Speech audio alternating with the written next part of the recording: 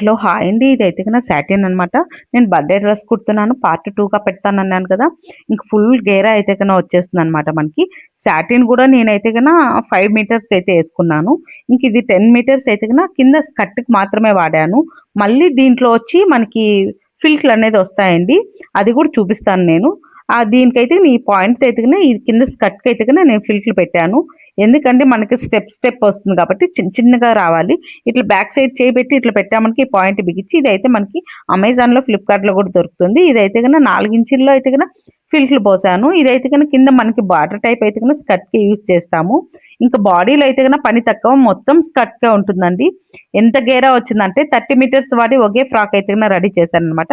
సగమే రెడీ అయింది. కస్టమర్ అయితే గన ఎలా వచ్చిందో చూడనొచ్చింది.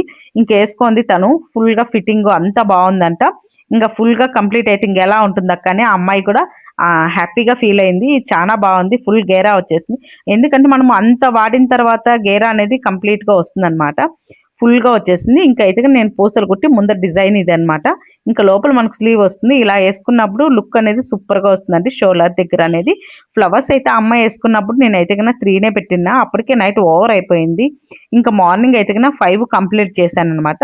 అది మనము నీడిల్‌తోనే స్టిచ్ చేశాను నేను. ఇంకా దానికైతే గన మిషన్ వాడదాం అనుకున్నాను పూసలు పెట్టి. మళ్ళీ మనకి ఫ్లవర్ లుక్ పోతుందేమో అనుకున్నాననమాట.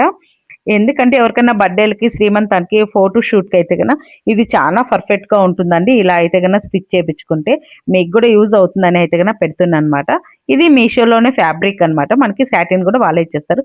పార్ట్ 3లో వాళ్ళ అమ్మాయిది పెడతా. ఓకే అండి. బై.